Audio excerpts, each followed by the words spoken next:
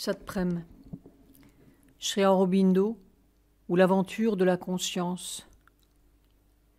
Chapitre 11. L'unité.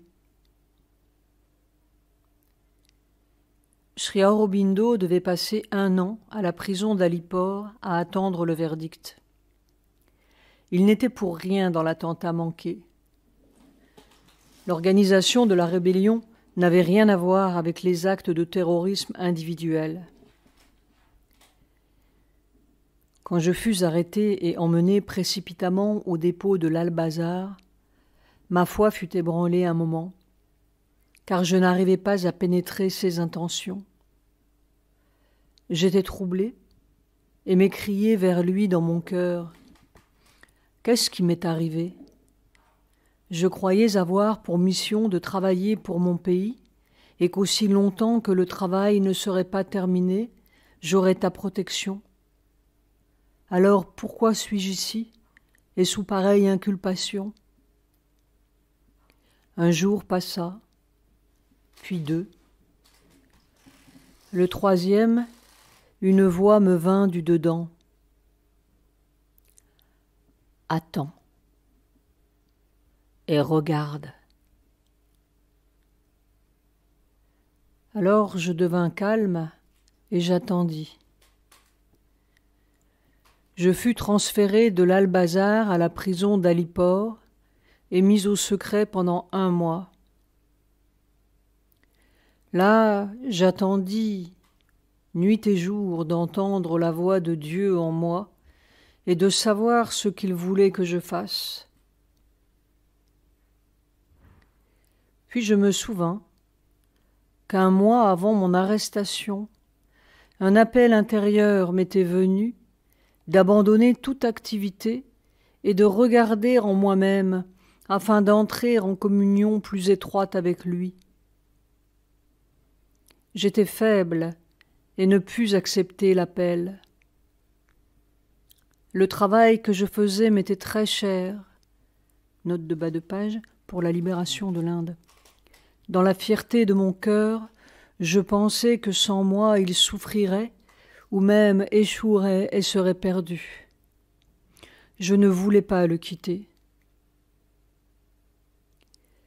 Il me sembla qu'il me parlait encore et il disait : « Les liens que tu n'avais pas la force de briser, je les ai brisés pour toi, parce que ce n'était pas mon intention ni ma volonté que tu continues. J'ai autre chose pour toi, et c'est pour cela que je t'ai amené ici, pour t'apprendre ce que tu ne pouvais pas apprendre par toi-même et t'entraîner à ce travail. » Ce travail devait être la réalisation de la conscience cosmique ou unité et l'exploration des plans de conscience au-dessus du mental ordinaire ou supraconscient qui allait mettre Sri Aurobindo sur la piste du grand secret. Ce qui m'arriva pendant cette période, je ne suis pas poussé à le dire, sinon que jour après jour, il me montra ses merveilles. Pendant 12 mois d'emprisonnement, jour après jour, il me donna la connaissance. Conscience cosmique. Sri Aurobindo avait vécu pendant des mois dans une sorte de rêve fantasmagorique et vide, se découpant sur la seule réalité statique du transcendant. Pourtant, étrangement, c'est au milieu de ce vide et comme issu de lui que le monde fit à nouveau irruption avec un visage neuf, comme s'il fallait chaque fois tout perdre pour tout retrouver à une unité supérieure. dominé et subjugué, immobilisé, libéré de lui-même. Le mental prend ce silence pour le suprême. Mais le chercheur découvre ensuite que tout est là dans ce silence, contenu et comme fait de neuf. Alors, le vide commence à s'emplir et de lui émerge ou en lui se précipite l'incalculable diversité de la vérité divine et les innombrables niveaux d'un infini dynamique. N'ayant vu qu'un infini statique, nous n'avons vu qu'un visage de Dieu, et nous l'avons exclu du monde. Et peut-être valait-il mieux un monde que nous disons vide de Dieu qu'un monde plein d'un Dieu solennel et justicier. Mais quand le silence a lavé nos solennités, petites et grandes, nous laissant saisis de blancheur pour un temps, le monde et Dieu se retrouvent à tous les degrés et en tout point, comme s'ils n'avaient jamais été séparés, sauf par excès de matérialisme ou de spiritualisme. C'est dans le préau d'Alipore qu'eut lieu ce nouveau changement de conscience pendant l'heure de marche. Je regardais les murs qui m'isolaient des hommes, et ce n'était plus de hautes murailles qui m'emprisonnaient. Non, c'était Vasudeva qui m'entourait. Note de bas de page, l'un des noms du divin. Je marchais sous les branches de l'arbre, devant ma cellule, mais ce n'était pas un arbre. Je savais que c'était Vasudeva. C'était Sri Krishna que je voyais, là debout, qui me tenait dans son ombre. Je regardais les barreaux de la cellule, la grille même qui servait de porte, et je vis encore Vasudeva. C'était Narayana qui montait la garde, Narayana, la sentinelle, un des noms du divin. Et quand je m'allongeais sur les couvertures de crin que l'on m'avait données en guise de lit, je sentis les bras de Sri Krishna autour de moi, les bras de mon ami, mon amant. Je regardais les prisonniers de l'endroit, les voleurs, les meurtriers, les escrocs. Et comme je les regardais, je vis Vasudeva. C'était Narayana que je trouvais dans ces âmes obscurcies et ces corps mal employés.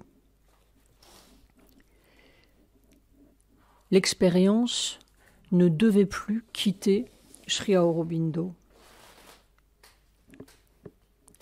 Pendant les 6 mois que dura le procès, avec ses quelques 200 témoins et 4000 pièces au dossier, Sri Aurobindo fut enfermé chaque jour dans une cage de fer au milieu du prétoire.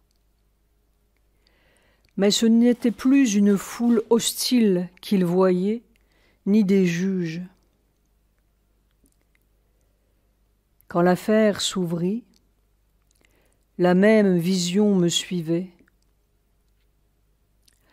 Il me dit : « Quand on t'a jeté en prison, ton cœur n'a-t-il pas défailli, et n'as-tu pas crié vers moi : où est ta protection ? Maintenant, regarde ces juges, regarde le procureur du roi. »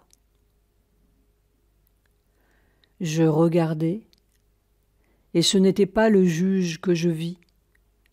C'était Vasudeva, c'était Narayana qui siégeait là, sur le banc. Je regardais le procureur et ce n'était pas le procureur que je vis. C'était Sri Krishna qui était assis là et qui me souriait. « Maintenant, as-tu peur ? me dit-il. Je suis dans tous les hommes, et je conduis leurs actes et leurs pensées. Car en vérité, Dieu n'est pas en dehors de son monde. Il n'a pas créé le monde. Il est devenu le monde, dit l'Upanishad. Il est devenu la connaissance et l'ignorance. Il est devenu la vérité et la fausseté. Il est devenu tout ce qui est. Taittiriya Upanishad 2.6. Tout ce monde est rempli d'êtres qui sont ses membres, dit la Svetasvatara Upanishad 4.10. Pour l'œil qui voit, tout est l'un. Pour l'expérience divine, tout est un bloc de divin. Nous croirons sans peine que c'est là une vision toute mystique de l'univers, sans commune mesure avec nos réalités. À chaque pas, nous nous heurtons à la laideur, au mal. Ce monde est plein de souffrances, il déborde de cris obscurs. Où donc est le divin là-dedans? Le divin, cette barbarie toujours prête à ouvrir ses camps de torture? Le divin, cet égoïsme sordide, cette vilainie qui se cache ou qui s'étale? Dieu est pur de tous ses crimes, il est parfait. Il ne peut pas être tout cela. Neti, neti. Dieu est si pur qu'il n'est pas de ce monde. Il n'y a pas de place pour lui dans toute cette crasse où déjà nous étouffons.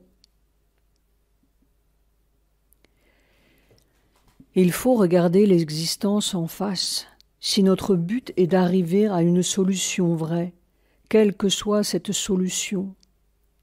Et regarder l'existence en face, c'est regarder Dieu en face, car l'un ne peut pas être séparé de l'autre. Ce monde de notre bataille et de nos peines est un monde féroce, dangereux, un monde destructeur et dévorant, où la vie est précaire, où l'âme et le corps de l'homme se meuvent parmi d'énormes périls, où chaque pas en avant, que nous le voulions ou non, écrase et brise quelque chose, où chaque souffle de vie est aussi un souffle de mort. Rejeter la responsabilité de tout ce qui nous semble mal ou terrible sur le dos d'un diable semi-omnipotent, ou s'en débarrasser en disant que le mal fait partie de la nature, créant ainsi une opposition irréductible entre la nature du monde et la nature de Dieu, ou rejeter la responsabilité sur l'homme et ses péchés, comme s'il avait eu son mot à dire dans la fabrication du monde, ou comme s'il pouvait créer quoi que ce soit contre la volonté de Dieu, sont des expédients maladroits et trop commodes. Nous érigeons un Dieu d'amour et de miséricorde, un Dieu du bien, un Dieu juste, bien pensant et vertueux selon nos conceptions morales de la justice, de la vertu et du bien pensé. Et tout le reste, disons-nous, n'est pas lui, n'est pas sien, mais fut l'œuvre de quelque pouvoir diabolique qu'il laissa, pour quelque raison, accomplir sa volonté méchante, ou de quelque ténébreux Ahriman contrebalançant notre gracieux Hormuzd, ou même, dit-on, ce fut la faute de l'homme égoïste et pécheur qui a gâté ce que Dieu avait fait si bien à l'origine. Il faut regarder en face la réalité, courageusement, et voir que c'est Dieu, et nul autre, qui a fait ce monde dans son être, et qu'il l'a fait tel qu'il est. Il faut voir que la nature dévorant ses enfants, le temps qui se repaît de la vie des créatures, la mort universelle et inéluctable, et la violence des forces de Rudra, note de bas de page, l'une des formes du divin, dans l'homme et dans la nature, sont aussi la divinité suprême sous l'un de ses aspects cosmiques. Il faut voir que Dieu, le Créateur prodige et bienfaisant, Dieu qui garde et qui sauve, la miséricorde puissante, est aussi Dieu qui dévore et Dieu qui détruit. Le tourment du lit d'angoisse et de mal sur lequel nous sommes écartelés est de sa main, autant que la joie et la douceur et le plaisir. C'est seulement quand nous voyons avec l'œil de l'union complète et que nous sentons cette vérité jusqu'au tréfonds de notre être, que nous sommes capables, alors, de découvrir entièrement, derrière ce masque, le calme et beau visage de celui qui est toute félicité, et de sentir dans la main qui met notre imperfection à l'épreuve, la main de l'ami et du constructeur de l'esprit dans l'homme. Les discordes des mondes sont les discordes de Dieu, et c'est seulement en les acceptant et en progressant à travers elles que nous serons capables d'arriver aux hautes concordes de sa suprême harmonie et au sommet, aux immensités vibrantes de son Ananda, transcendant et cosmique. Car la vérité est le fondement de la vraie spiritualité, et le courage est son âme. Ananda, la joie divine. La blessure est donc guérie, qui semblait à jamais couper le monde en deux, entre Satan et le ciel, comme s'il n'y avait pas autre chose que le bien et le mal, et encore le mal et le bien, et nous entre les deux, comme un enfant qui a besoin d'être cajolé ou fouetté pour apprendre des voies vertueuses. Tout dualisme est une vision de l'ignorance. Partout, il n'est que l'un innombrable. Et les discordes de Dieu pour faire grandir le Dieu en nous. Pourtant, un abîme reste encore entre cette imperfection, divine peut-être, et l'ultime perfection. Ce divin cosmique n'est-il pas un divin amoindri ? N'est-ce pas ailleurs qu'il faut tendre, vers un divin non souillé, transcendant et parfait ? Peut-être existe-t-il une opposition entre la vie spirituelle et la vie du monde, mais c'est pour jeter un pont sur cet abîme que le chercheur intégral est ici. Il est ici pour faire de cette opposition une harmonie. Peut-être le monde est-il gouverné par la chair et le diable, mais raison de plus pour que les fils de l'immortalité viennent ici même conquérir le monde pour Dieu et pour l'esprit. Peut-être la vie est-elle une insanité, mais justement, tant de millions d'âmes attendent qu'on leur apporte la lumière de la raison divine. Peut-être est-ce un rêve, mais c'est un rêve réel tant qu'on est dedans, réel pour tant de rêveurs à qui l'on doit apprendre à rêver des rêves plus nobles ou à se réveiller. Et si c'est un mensonge, alors il faut donner la vérité à ceux qui sont trompés. Mais notre esprit n'est pas en repos.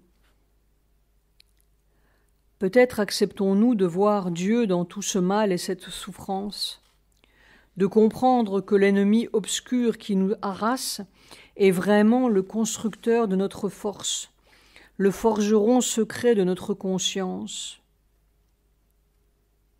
Peut-être acceptons-nous d'être les guerriers de la lumière en ce monde obscurci, tels les riches d'autrefois. Mais pourquoi cette obscurité, justement? Pourquoi lui, que nous concevons éternellement pur et parfait, est-il devenu ce monde apparemment si peu divin? Qu'avait-il besoin de la mort et du mensonge et de la souffrance? Si c'est un masque, pourquoi le masque? Et si c'est une illusion, pourquoi ce jeu cruel? Peut-être est-ce une bénédiction, après tout, que le Seigneur n'ait pas fait le monde selon notre idée de la perfection, car nous avons tant d'idées sur ce qui est parfait, sur ce que Dieu doit être et surtout ce qu'il ne doit pas être, qu'il ne resterait plus rien au bout du compte dans notre monde, à force de rogner tout ce qui dépasse, qu'un énorme zéro qui ne tolérerait même pas l'impureté de notre existence, ou une caserne.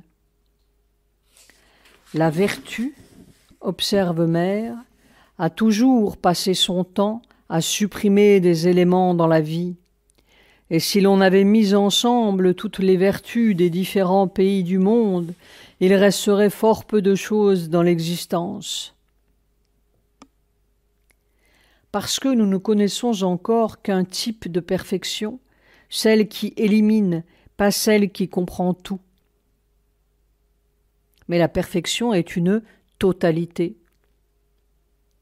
Parce que nous ne voyons qu'une seconde de l'éternité et que cette seconde ne contient pas tout ce que nous voudrions voir et avoir, nous nous plaignons et nous disons que ce monde est mal fait. Mais si nous sortons de notre seconde pour entrer dans la totalité, tout change et l'on voit la perfection en chantier. Ce monde n'est pas fini, il devient. C'est une conquête progressive du divin par le divin pour le divin, afin de devenir le plus sans fin que nous devons être. Notre monde est en évolution, et l'évolution a un sens spirituel. La terre aux millions de routes peinait vers la divinité. Savitri. Que savons-nous vraiment du grand voyage terrestre? Il nous paraît tortueux, cruel, impur, mais nous sommes tout juste nés. Nous sommes à peine sortis de la matière, boueux, petits, souffrants, comme un dieu dans une tombe et qui ne sait plus, et qui cherche, qui se cogne partout. Mais quelle autre naissance, quelle mémoire revenue, quel pouvoir retrouvé n'attendent-ils pas plus loin sur notre chemin? Ce monde est en route. Nous ne savons pas encore tout le conte. Cherche-le sur la terre, car tu es lui, ô roi. Seule la nuit est sur ton âme, pas ta volonté propre. Écarte-la et retrouve la totalité sereine que tu es en vérité. Savitri.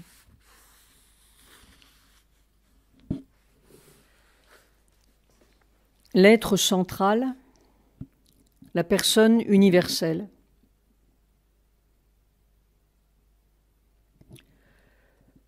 tu es lui. Telle est la vérité éternelle. Tat dvam asi. Tu es cela. Telle est la vérité qu'enseignaient les anciens mystères et que les religions ultérieures oublièrent. Ayant perdu le secret central, elles tombèrent dans tous les dualismes aberrants, substituant d'obscurs mystères aux grands mystères tout simples. Moi et le Père, nous sommes un, disait le Christ. Jean 10, 30. Je suis lui, disent les sages de l'Inde.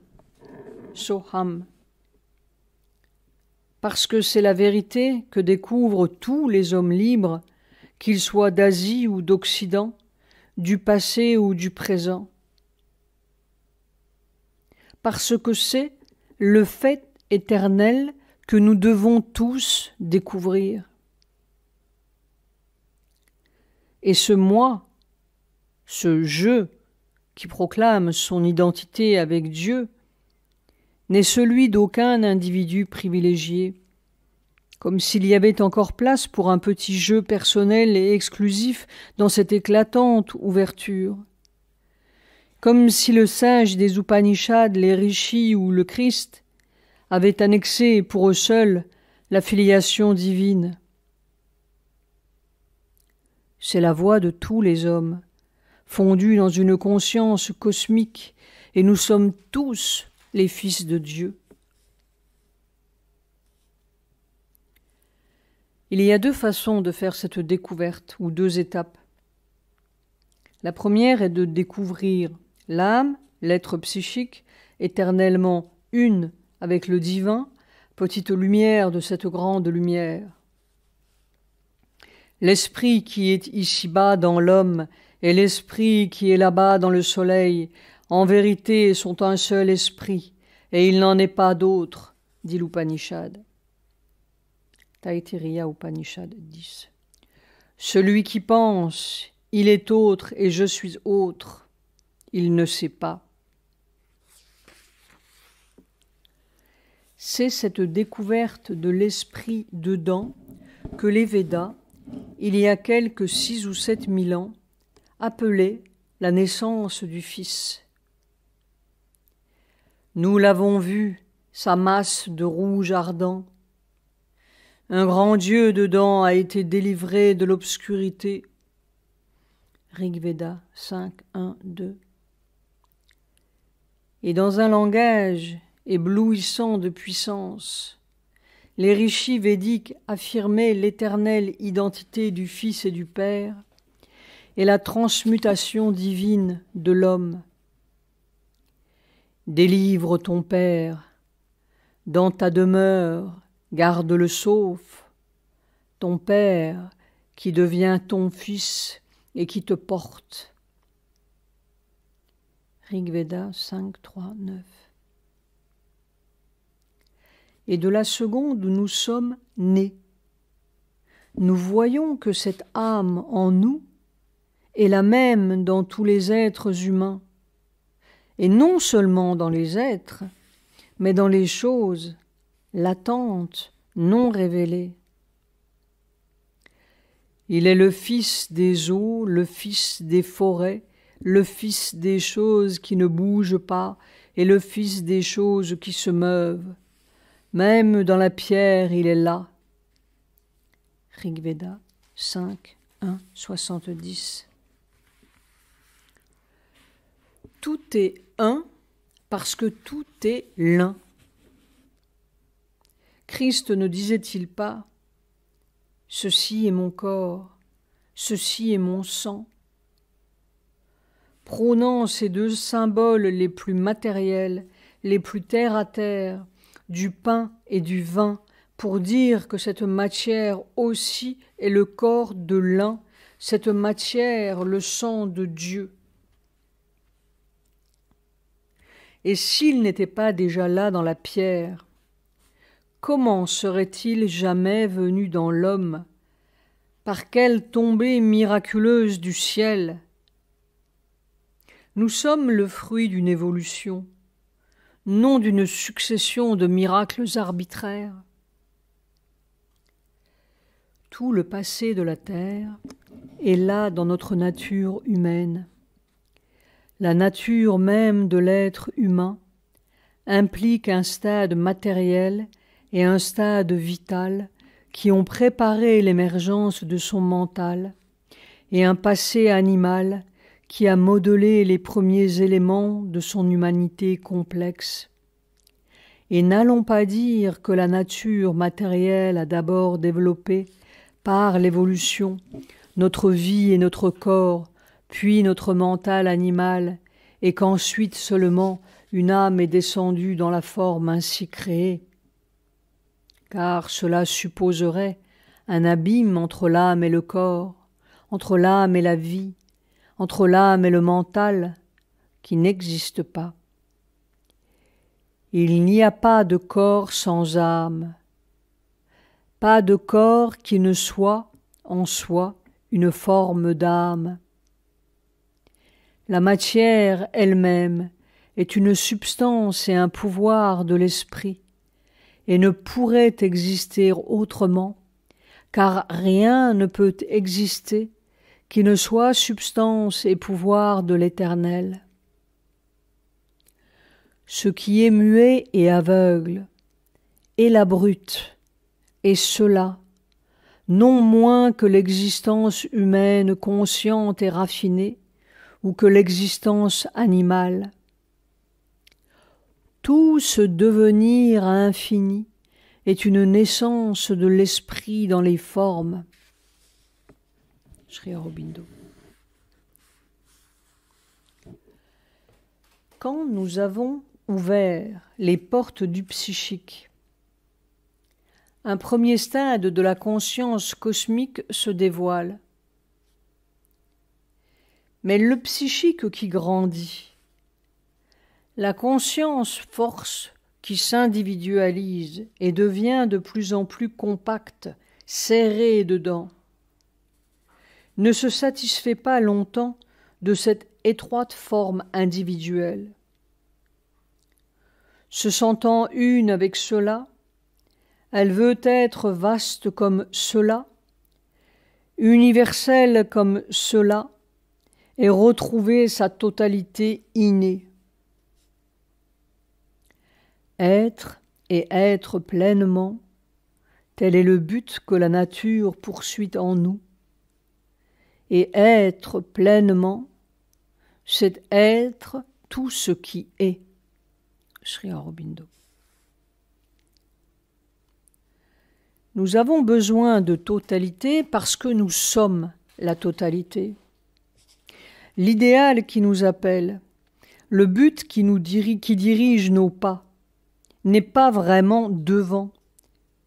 Il ne nous tire pas, il nous pousse, il est derrière, et devant et dedans. L'évolution est l'éternelle éclosion d'une fleur qui était fleur depuis toujours.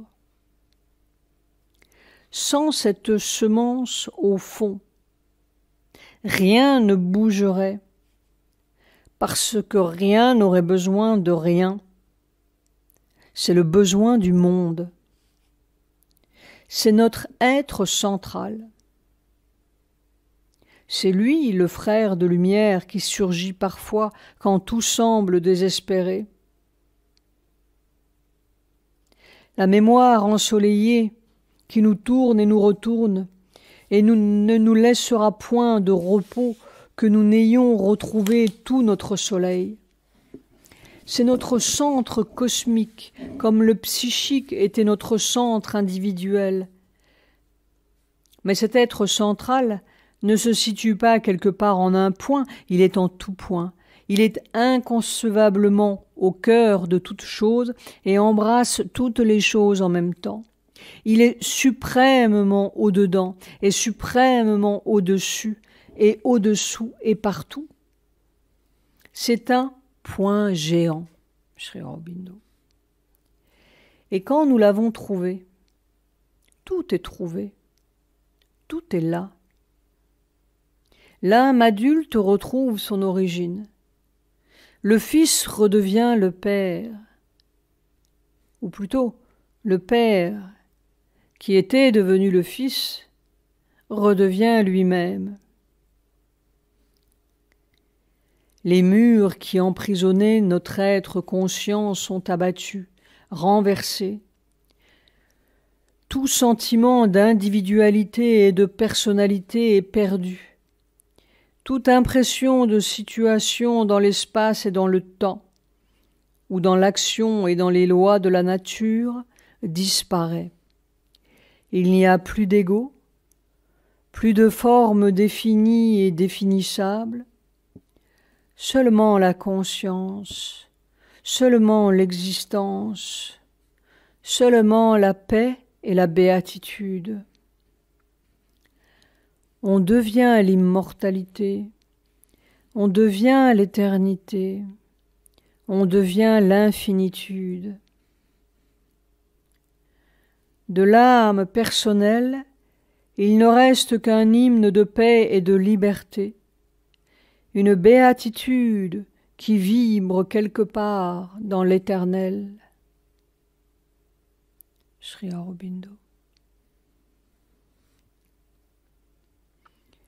Nous nous sommes crus, petits et séparés les uns des autres, un homme plus un homme au milieu des choses séparées. Et nous avions besoin de cette séparation pour grandir sous la carapace. Sinon nous serions restés une masse indifférenciée dans le plasma universel, un membre du troupeau sans vie propre. Par cette séparation, nous sommes devenus conscients. Par cette séparation, nous sommes incomplètement conscients et nous souffrons, car notre souffrance est d'être séparés, séparés des autres, séparés de nous-mêmes, séparés des choses et de tout. Parce que, en dehors du seul point où tout se rejoint,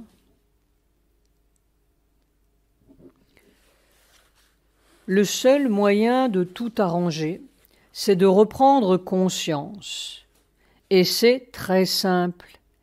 Il n'y a qu'une origine. Cette origine est la perfection de la vérité, puisque c'est la seule chose qui soit vraiment existante. Et en s'extériorisant, en se projetant, en s'éparpillant, cela a produit ce que nous voyons, et un tas de petits cerveaux très gentils, très brillants, à la recherche de ce qu'ils n'ont pas encore trouvé, mais qu'ils peuvent trouver, parce que ce qu'ils cherchent est au-dedans d'eux. Le remède est au centre du mal. Mère. Quand nous avons assez souffert, vie après vie de cette longue évolution, assez grandi pour nous apercevoir que tout nous arrive du dehors, d'une vie plus grande que la nôtre, d'un mental, d'une matière plus vaste que les nôtres, universelle. L'heure vient de retrouver consciemment ce que nous étions inconsciemment depuis toujours, une personne universelle. Pourquoi te bornerais-tu?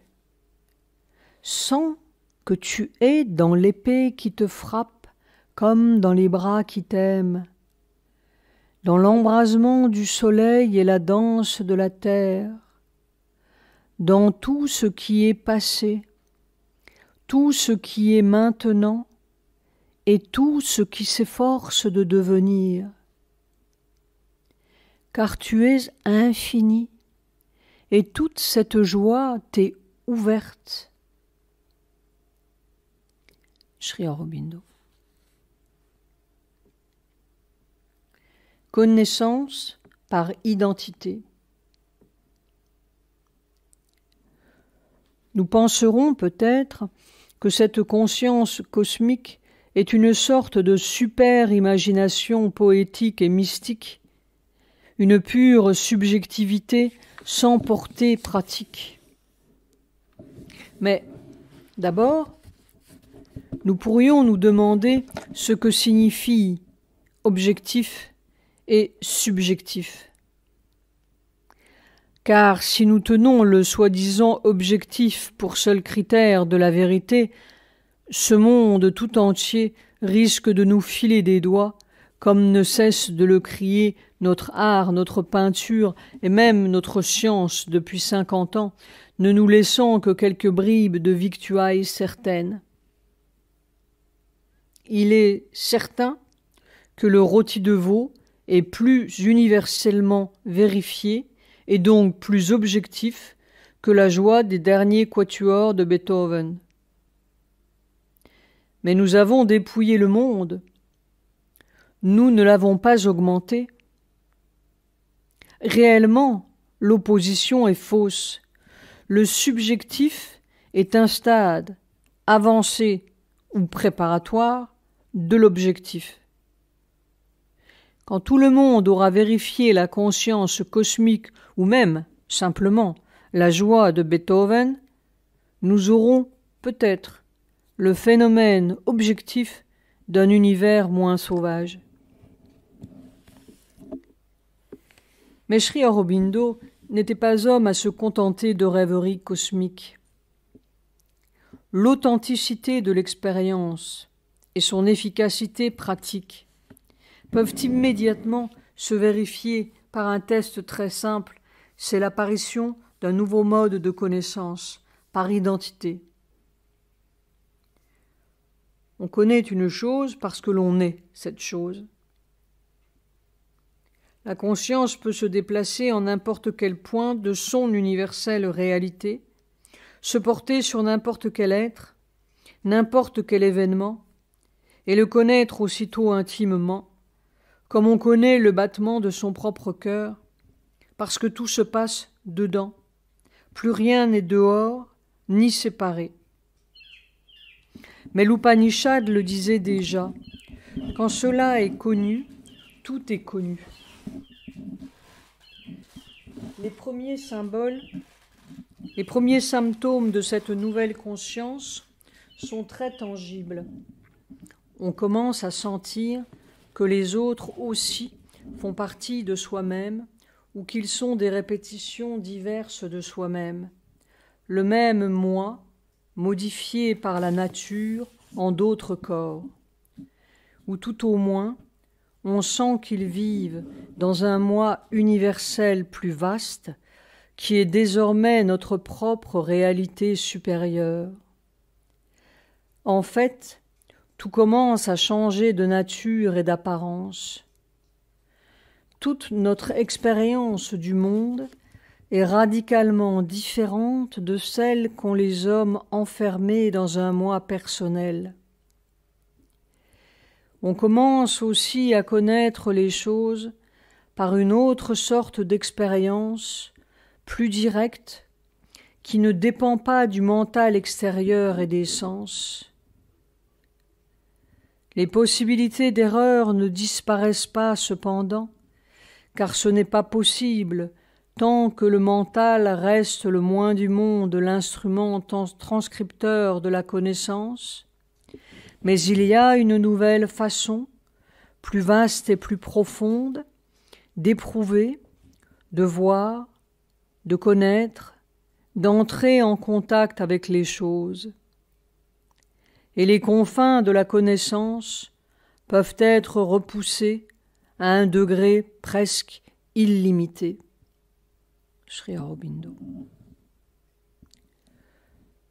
Ce nouveau mode de connaissance n'est pas vraiment différent d'une autre. En réalité, secrètement, toute expérience, toute connaissance, de quelque ordre qu'elle soit, depuis le niveau le plus matériel jusqu'aux altitudes métaphysiques, est une connaissance par identité. nous connaissons parce que nous sommes ce que nous connaissons. La vraie connaissance ne s'obtient pas par la pensée, dit Sri Aurobindo. C'est ce que vous êtes, ce que vous devenez. Sans cette identité secrète, cette totale unité sous-jacente, nous ne pourrions rien connaître du monde et des êtres. Ramakrishna, criant de douleur et saignant sous le coup de fouet qui cinglait un bœuf à côté de lui, ou le voyant qui sait que tel objet se trouve caché à tel endroit, le yogi qui guérit son disciple malade à des centaines de kilomètres, ou Sri Aurobindo empêchant le cyclone d'entrer dans sa chambre, sont seulement des illustrations frappantes d'un phénomène naturel. Le naturel n'est pas la séparation, pas la distinction, c'est l'unité indivisible de toute chose. Si les êtres et les objets étaient différents de nous, séparés de nous, si nous n'étions pas essentiellement ce cyclone et ce bœuf, ce trésor caché, ce disciple malade, non seulement nous ne pourrions pas agir sur eux, ni les sentir, ni les connaître, mais ils seraient tout simplement invisibles et inexistants pour nous. Seul le semblable peut connaître le semblable. Seul le semblable peut agir sur le semblable. Nous ne pouvons connaître que ce que nous sommes. Rien ne peut être appris à l'intelligence qui ne soit déjà secrètement connu, en puissance, dans l'âme qui s'épanouit. De même, toute la perfection dont l'homme extérieur est capable n'est que la réalisation de l'éternelle perfection de l'esprit qui est en lui. Nous connaissons le divin et devenons le divin parce que, déjà, nous le sommes dans notre nature intime. Tout enseignement est une révélation, tout devenir une éclosion. La découverte de soi est le secret, la connaissance de soi et une conscience toujours plus large sont le moyen et le procédé. Sri Aurobindo. Nous nous sommes séparés du monde et des êtres à travers les millénaires de notre évolution. Nous avons égoïsé, durci quelques atomes de ce grand corps et nous avons dit « nous, moi, je » contre tous les autres pareillement durcis sous la croûte égoïste. Et nous étant séparés, nous ne pouvions plus rien voir de ce qui était nous, autrefois, dans la grande unité mère. Alors nous avons inventé des yeux, des mains, des sens, un mental pour rejoindre ce que nous avions exclu de notre grand être. Et nous avons cru que sans ces yeux, ces doigts, cette tête, nous ne pouvions rien savoir. Mais c'est notre illusion séparatiste. Notre connaissance indirecte recouvre et nous cache la reconnaissance immédiate sans laquelle nos yeux, nos doigts, notre tête et même nos microscopes ne pourraient rien percevoir, rien comprendre et rien faire. Nos yeux ne sont pas des organes de vision, ce sont des organes de division. Et quand l'œil de la vérité s'ouvre en nous, plus n'est besoin de ces lorgnons ni de ces béquilles. Notre voyage évolutif, finalement, est une lente reconquête de ce que nous avions exilé, une reprise de mémoire. Notre progrès ne se mesure pas à la somme de nos inventions, qui sont encore autant de moyens de rapprocher artificiellement ce que nous avons éloigné, mais à la somme réintégrée du monde que nous reconnaissons comme nous-mêmes. Et c'est la joie, Ananda, car être tout ce qui est, c'est avoir la joie de tout ce qui est. La béatitude des myriades de myriades qui sont un. Comment serait-il déçu? D'où aurait-il de la peine? Celui qui voit partout l'unité. Isha Upanishad.